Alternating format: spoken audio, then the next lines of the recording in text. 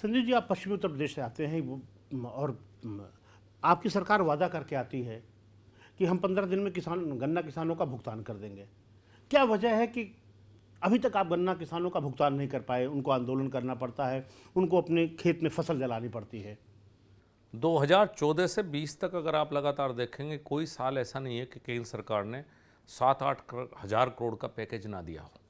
इस बार हम करीब 60 लाख टन चीनी का एक्सपोर्ट करेंगे।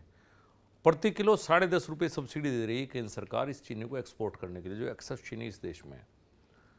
हाँ, ये सच है कि हमारा वायदा नहीं साहब, ये शुगर कैन एक्ट में कानून है 1968 का कि 14 दिन में किसान को गन्ने का पेमेंट मिलना चाहिए।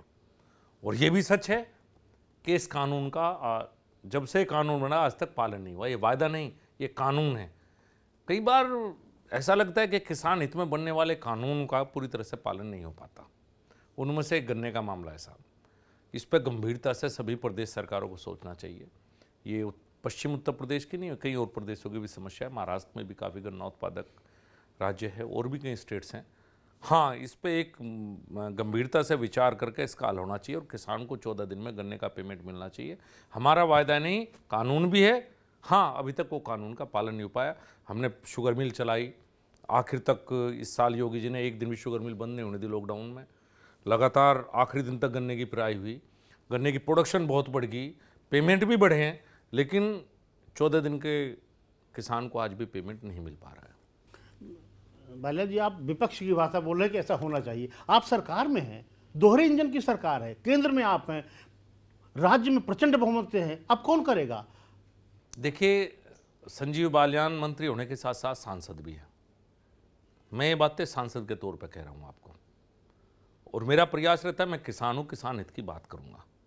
और अगर मेरी सरकार है तो क्या मुझे हक नहीं है अपनी सरकार में किसान हित की बात करूँ? प्रदेश सरकारों को भी सीरियसली इस बात पर सोचना पड़ेगा और एक ऐसा मैकेनिज्म बनाना पड़ेगा, और बनाना चाहिए। मैं कहता हूँ चाहिए साहब, मैं तो बनाने वाला हूँ नहीं, बनाया जाना चाहिए कि 14 दिन में गन्ना किसान को उसका पेमेंट मिले। तो ये कब बनेगा सर? अगर मैं चाहूँ कि संजीव बालियान जी एक मंत्री भी हैं, सांसद भी हैं, केंद्र में भी सरकार है, प्रदेश में भी सरकार है, तो अब किसान इनसे अगर श्योरिटी चाहे कि बालियान जी कब तक आप ये कर देंगे कि 14 दिन में पेमेंट हो जाए, नहीं मिले तो इंटरेस्ट के साथ भुगतान हो? मैं कोई झूठा वादा करना नहीं चाहता और मैं इस पर कोई आश्वासन नहीं दे सकता। इस पर अगर आश्वासन दे सकते हैं उत्तर प्रदेश के परिप्रेक्ष्य में तो योगी आदित्यनाथ जी या गन्ना मंत्री सुरेश राणा, वो शायद आश्वासन ज़्यादा देंगे। ये मेरे हाथ की बात नहीं है। मेरा काम भी आपकी तरह, जनता की तरह मुख्यमंत्री से डिमांड करना, ये होना चाहिए। संजीव जी, आपको लगता है कि क्या कहीं चीनी लॉबी या उद्योगपतियों का इन्फ्लुएंस इतना होता है कि सरकारों को बरगला ले जाते हैं? नहीं, बिल्कुल इन्फ्लुएंस नहीं है साहब, बिल्कुल कोई इन्फ्लुएंस नहीं है, ना कोई इतनी बड़ी लॉबी है। 2014 में आने के बाद राज शुगर इस देश में इंपोर्ट होती थी। हमने मोदी जी से बात की, माननीय प्रधानमंत्री को कहा, एक दिन में इंपोर्ट ड्यूटी बढ़ा के 50% की, आज इंपोर्ट ड्यूटी 100% है। पूरी लॉबी को तहस नहस कर दिया। बात लॉबी की बिल्कुल भी नहीं है। अच्छा संजीव जी, आपको क्या लगता है कि उत्तर प्रदेश से आप आते हैं, उत्तर प्रदेश की कानून व्यवस्था, सरकार के बारे में अगर मैं आपसे कहूँ, आप क्या टिप्पणी करेंगे? एक ही टिप्पणी करूंगा कि उत्तर प्रदेश सरकार की जितनी प्रशंसा की जाए कानून व्यवस्था के मामले में उतनी कम है।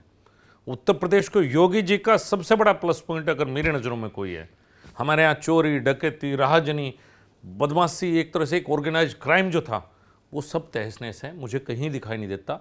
और पहली बार रात के 11 बजे भी मुझे मेरे से लोग मिलने के लिए आते हैं, कहने लगा भाई रास्ते में तो कहीं चोरी डकैत तो रहे नहीं, तो रात को 11 बजे सांसद जी मिलेंगे, उनसे मिल आओ। ये उत्तर प्रदेश में संभव नहीं था, ये योगी जी ने संभव करके दिखा। इस बात में से 100 नंबर योगी जी को मिलते हैं। सर, ये आप तब कह रहे हैं जब हाथरस कांड होता है, या आप तब कह रहे हैं जब बलिया में आपके विधायक उस हत्यारे के साथ खड़े हो जाते हैं, या आप तब कह रहे हैं जब प्रदेश में ग्राफ अपराध का सबसे बढ़ा हुआ है? दो तरह के अपराध होते हैं अखिलेश जी, एक ऑर्गेनाइज्ड क्राइम, एक अनऑर्गेनाइज्ड क्राइम या आपसी झगड़े, ये एकदम से होने वाला अपराध। ऑर्गेनाइज्ड क्राइम को सरकार रोक सकती है, माफियाओं को जेल के अंदर डाल सकती है, अपराधियों को जेल के अंदर है, गुंडे बदमाश जेल के अंदर, एक भय व्याप्त हो सकता है बदमाश में। लेकिन आपसी दुश्मनी और इस तरह के क्राइम में पुलिस 24 घंटे मौजूद नहीं रह सकती। एक व्यवहारिक सच्चाई है, सच्चाई से मुंह मोड़ना चाहते हैं तो कोई दिक्कत नहीं, मैं भी आपके इंटरव्यू में शुरू से सच बोल रहा हूँ, मैं भी घुमा के बोल सकता था, लेकिन ये सच है। जो ऑर्गेनाइज्ड क्राइम है उसकी योगी जी ने कमर तोड़ दी। सारे माफिया अपराधी, पंजाब में बैठा है एक अपराधी, जेल, यहाँ तक तारीख पाने से डरता है पंजाब सरकार शायद प्रोटेक्शन दे रही है। ये हालत योगी जी ने करके दिखाया है। जो काम अच्छा किया है उसे अच्छा कहिए साहब। नहीं, पंजाब सरकार अगर कोई जेल में है तो जेल में प्रोडक्शन देना तो सरकार का जिम्मेदारी है ना। ये तो उत्तर प्रदेश में 3-3 महीने का मेडिकल भी बनवा के दिया जा रहा है साहब। ये तो उत्तर प्रदेश में भी होता है ना कि जेल में हत्या हो जाए। 3 महीने का अपराधी मेडिकल, को पता चले। 3 महीने का मेडिकल मैंने आपके मीडिया के माध्यम से देखा है कि शायद। आपको नहीं लगता संजीव जी की एक परसेप्शन है कि सरकार एक विशेष वर्ग के लिए काम कर रही है, एक विशेष वर्ग के लोगों को ज़्यादा प्रोटेक्शन दे रही है, दूसरा कोई जात का आदमी हो, दूसरे किसी वर्ग का आदमी हो तो उसका वो क्राइम करते अगर उसमें इन्वॉल्व होता तो उसका घर गिरा देते हैं, लेकिन अगर वर्ग विशेष हो तो उसको थोड़ी मोहलत देते हैं? नहीं, देखिए, मैं उत्तर प्रदेश सरकार की कानून व्यवस्था से जुड़े हुए पक्ष पे बिल्कुल आपसे असहमत हूँ। प्रदेश में चाहे को किसी जाति किसी धर्म का है, अगर मेरे जनपद में इतने इनकाउंटर हुए हैं, अगर आप निकालोगे तो शायद ही कोई ऐसी जाति होगी जिसका इनकाउंटर नहीं हुआ। आप पश्चिम उत्तर प्रदेश के किसी भी जनपद में डाटा निकालिए, जो इनकाउंटर हुए, जो कार्रवाई हुए, वो जाति और धर्म से अलग सबके ऊपर हुए। इस मामले में मैं योगी जी का मुरीद हूँ कानून व्यवस्था के प्रश्न में। संजीव जी, आप जिस लोकसभा सीट से आते हैं मुजफ्फरनगर की, जब आप चुनाव लड़ने गए थे तो ये माना जा रहा था पश्चिमी उत्तर प्रदेश की सबसे हॉट सीट है, सबसे ज़्यादा वहाँ पे मीडिया का आकर्षण था और एक बड़ा चैलेंज आपके लिए माना जा रहा था। क्या आपको लग रहा था कि पार्टी के आपके नेता भी कहते थे भाई तुझे बलि का बकरा बना दिया गया है, जा तू लड़के आ जा केवल?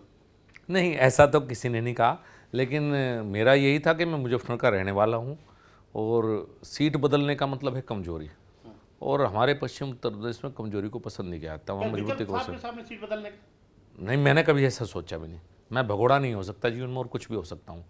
और मेरे सामने बहुत बड़े नेता थे, अगर मैं उनके सामने भगोड़ा होता तो शायद मैं आईने में अपना चेहरा भी ना देख पाता कभी जीवन में। एक बात आपके विभाग की कर लेते हैं कि सर अगर राज्यों की बात करें, तमाम राज्य हैं, आपकी प्रायोरिटी में कुछ राज्य हैं या आपको लगता है कि ये राज्य सबसे बेहतर कर रहा है पशुपालन, कृषि, मत्स्य? देखिए, बिल्कुल पशुपालन की अगर बात करें, हरियाणा बहुत अच्छा है, गुजरात तो बेहतरीन है, कोई मुकाबला ही नहीं है। गुजरात, हरियाणा, पंजाब और पश्चिम उत्तर प्रदेश, ये पशुपालन के क्षेत्र में अच्छे राज्य हैं। अच्छी गायें, अच्छी भैंस, किसान भी बहुत बेहतरीन इधर पे है। अगर फिशरी की बात करेंगे तो आंध्रा इतना आ गया जिसकी कल्पना से परे है। आज आंध्रा के किसान ने झींगा मछली के पालन में शुरुआत उन्होंने की थी। आज 47,000 करोड़ का एक्सपोर्ट है हमारा झींगा का। तो पूरा साउथ इंडिया आप कह सकते हैं, जो कोस्टल रीजन है या पर्टिकुलर आंध्रा तो सबसे आगे, वो पॉकेट उसके लिए है, इसीलिए फोकस उस तरफ उस पर है। और इन राज्यों में कहीं ना कहीं पशुपालन के ऊपर फोकस है। अच्छा, जो विपक्ष आरोप लगाता है कि केंद्र सरकार पूर्ण गोवंश के बद का कानून ले आए, अगर वो सरकार चाहती है कि कहीं गोवंश कटे ना, गोकशी न हो पूरे देश में, तो एक जनरल कानून लाए और पूरे देश में बैन करे। सेलेक्टिव कुछ राज्यों को परमिशन दे देना, कुछ राज्यों को में छूट देना, कुछ में बैन करना, ये ठीक नहीं है। देखिए, एक तो ये मैंने पहले ही बताया, प्रदेश का विषय आप ज़बरदस्ती थोप नहीं सकते अपने विषय।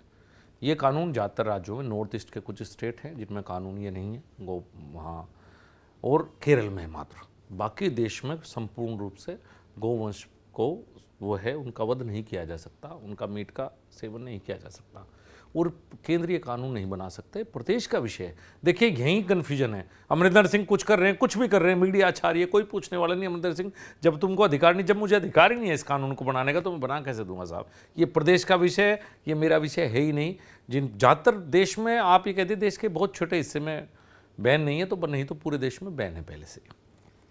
तो ये थे संजीव बालियान जी, जो साफ तौर से साफगोई के लिए जाने जाते हैं। इन्होंने हर स्तर पे अपनी बात बड़ी साफगोई से कही, लाग लपेट के लिए जाने नहीं जाते हैं। संजीव बालियान जी, आपका जनतंत्र टीवी से बात करने के लिए बहुत बहुत धन्यवाद। धन्यवाद साहब, बहुत बहुत धन्यवाद। खबरों के निष्पक्ष विश्लेषण के लिए सब्सक्राइब करें Jantantra TV and press the bell icon. Never miss any update.